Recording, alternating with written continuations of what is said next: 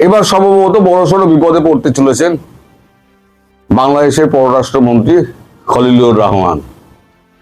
তিনি মরিশাসে বসে তিনি যে প্রেস স্টেটমেন্টটা দিয়েছেন যে গঙ্গা জলবন্টন চুক্তি হবে ভারতের সঙ্গে বাংলাদেশের সম্পর্ক স্থাপনের প্রথম পরীক্ষা।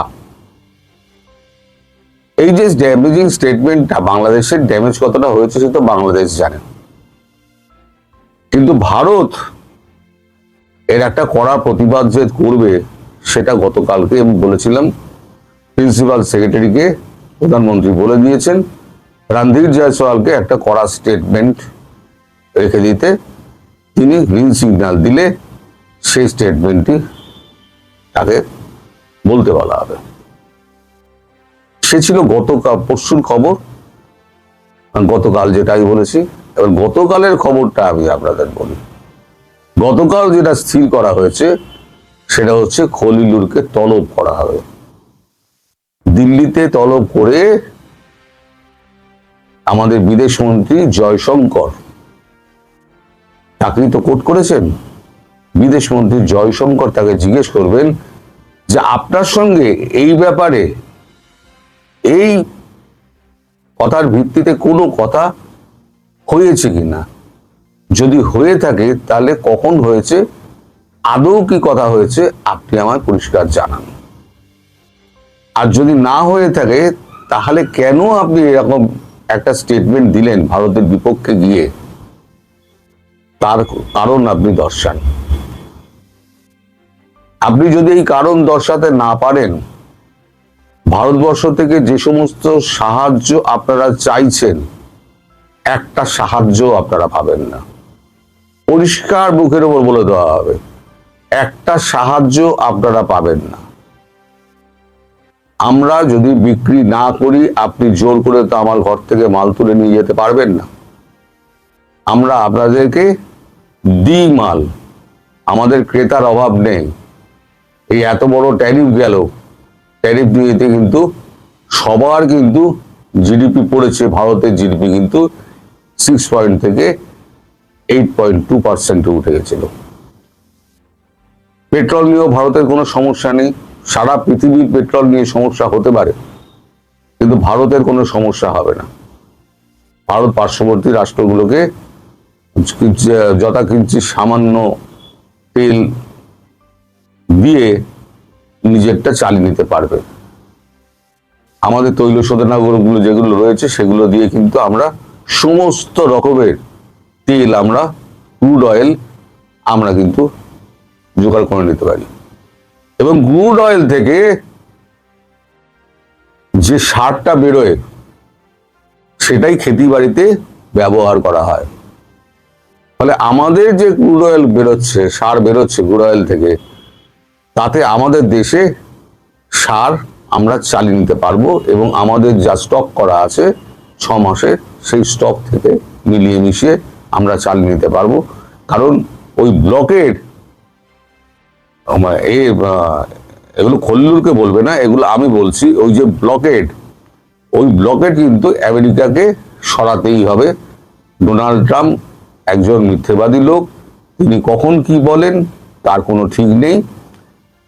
এখন গতকালকে উনি বলেছিলেন যে চায়না নাকি অস্ত্র দেওয়া বন্ধ করে দেবে। চায়নাতে একটা দীর্ঘ স্টেটমেন্ট দিয়েছে, আমার সঙ্গে মানে ট্রাম্পের কোনো কথাই হয়নি, অর্থাৎ সেখানেও একটা মিথ্যে কথা উনি বলেছেন।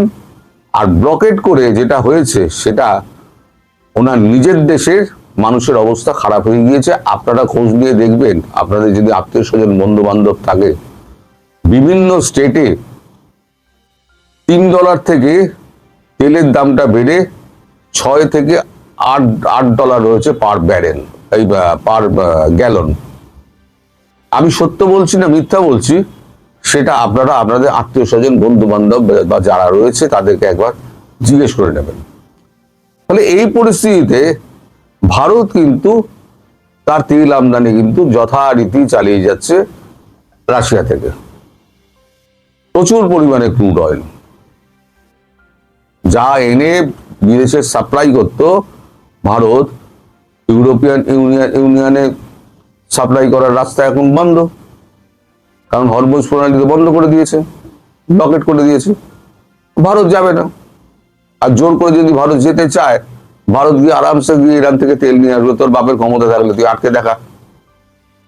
এই অবস্থায় যখন তেলের এত সংকট, মূল্য বৃদ্ধি এই জায়গায় পৌঁছেছে, বিদ্যুৎ নেই, হামে শিশু মারা যাচ্ছে, সম্প্রতি নাকি টিকা আসছে শুনলাম, কিন্তু যতটা ড্যামেজ হওয়ার ততটা ড্যামেজ হয়ে গিয়েছে। এখন ফার্দার যাতে ড্যামেজ না হয় তার জন্য এখন একেবারে মানে বৃহৎ আকারে একটা প্রোগ্রাম নিয়ে ওই শিশুদের টিকা দিতে হবে, যাতে আর ভবিষ্যতে আর না ছড়ায়। কিন্তু এইভাবে যদি গরম চলে, এই গরমে শিশুরা ঘেমে গিয়ে তাদের হাম কিন্তু প্রাদুর্ভাব কিন্তু আরো বাড়বে। সেই অবস্থায় দেশের একজন গুরুত্বপূর্ণ দায়িত্বপ্রাপ্ত মন্ত্রী, যেভাবে নির্বাচন হোক না কেন, একদলীয় নির্বাচন ভারত বলে, যেভাবে নির্বাচন হোক না কেন, তিনি এই ধরনের স্টেটমেন্ট ভারতের নাম করে দেন কি করে, যখন এই কথাটা হয়নি। আর এই যে কথাগুলো হয়, দর্শক আপনাদের মনে করিয়ে দিই, যাতে কেউ না অস্বীকার করতে পারে, তার জন্য কিন্তু অডিও রেকর্ডিং হয়, সামনেই কিন্তু অডিও থাকে, রেকর্ডার থাকে, যাতে কেউ অস্বীকার না করতে পারে। এবার আমাদের খলিলুর রহমান যাবেন কোথায়? যদিও যখন অডিও রেকর্ডারটা যখন টিপে দেওয়া হবে, তার সঙ্গে পরিষ্কার কি কথাবার্তা হয়েছে সেটা যখন হবে, তখন কিন্তু কূটনৈতিক মহলে তো আর আমাদের মতো নয় যে আমরা সমাজ মাধ্যমে লিক করে দিলাম। কিন্তু খলিলুর রহমানের প্যান্ট জামা কিন্তু হলুদ হয়ে যাবে। ভারত ঠিক করেছে ওইসব প্রতিবাদ করে কিছু হবে না। এদের চামড়া মোটা চামড়ায় যখন হয়ে যায় না, তখন ডুগডুগি বাজাতে হয়, এখন ঢোলের মতো বাজাতে হবে। মানে বাংলাদেশকে এখন ঢোলের মতো বাজাও। যেমন জামাত এসে বলেছিল না, আমরা আওয়ামী লীগকে ফিরিয়ে আনতে আমরা সাহায্য করব, কিন্তু আপনারা দেখবেন আওয়ামী লীগ ফিরলে যেন আমাদের ঢোল না বাজায়। কিন্তু আওয়ামী লীগ ফিরবে। আপনাদের একটা গল্প বলি, বিশ্বাসটা এমন বস্তু না, ছোট গল্প বলি। একটা লোকের একটা নদী পার হওয়ার একটা খুব দরকার ছিল, খেয়া টেয়া বন্ধ হয়ে গেছে। খেয়া পাড়ের একজন সাধু সন্ন্যাসীর মতো মানুষ, সে ধুনি জেলে, সে রাম নাম কৃষ্ণ নাম জপ করছে। তো তাকে উদ্ভ্রান্তের মতো ঘুরতে দেখে সাধু জিজ্ঞেস করে, তুই কি করতে চাস? বললো, ঠাকুর আমি তো ওপারে যাব, কিন্তু কোনো নৌকো নেই, আমি যাবো কি করে? তারপরে নিজের উপরে বিশ্বাস রাখ, আর কৃষ্ণ নাম জপ, নদীর ওপর দিয়ে হাঁট। বললো আমি ডুববো না? বলবে না, ডুববি না, নিজের উপরে বিশ্বাস রাখ। বিশ্বাস এমন বস্তু, আত্মবিশ্বাস এমন বস্তু, ভক্তি এমন বস্তু, তুই যে ঠাকুরেই বিশ্বাস করিস না ওপরওয়ালায়, তার উপরে এতটাই বিশ্বাস রাখিস যেন 99.9% যেন না হয়, 100% হয়। তো সে কৃষ্ণ নাম জপতে জপতে আর্ধেক গিয়েছে, গিয়ে সে দেখছে জল এত স্রোত বইছে, তার মনে হয়েছে যে এইবারে আমি ডুবে যাব। কৃষ্ণ নাম তখন ভুলে গিয়ে, যেই ভুলে গিয়েছে সঙ্গে সঙ্গে ডুবে গেছে। ওই জন্য আমি বলি, বাংলাদেশের মানুষকে আপনারা আস্থা হারাবেন না, কনফিডেন্স হারাবেন না, আত্মবিশ্বাসকে বজায় রাখুন। আত্মবিশ্বাসী হচ্ছে সব। এই আত্মবিশ্বাস যতক্ষণ আছে না, আপনাদের কোনো শক্তি হারাতে পারবে না। এদের সব ঢোল বাজবে, ঢোল বাজে বাজে ঢোল বাজে ঢোল, একটা গান ছিল না, এদের সব ঢোল বাজবে। গানটা আমি জানি, কিন্তু গানটা আমি যদি গুনগুনাই তাহলে পরে স্ট্রাইক খেয়ে যাব। সবাই ভালো থাকবেন, সুস্থ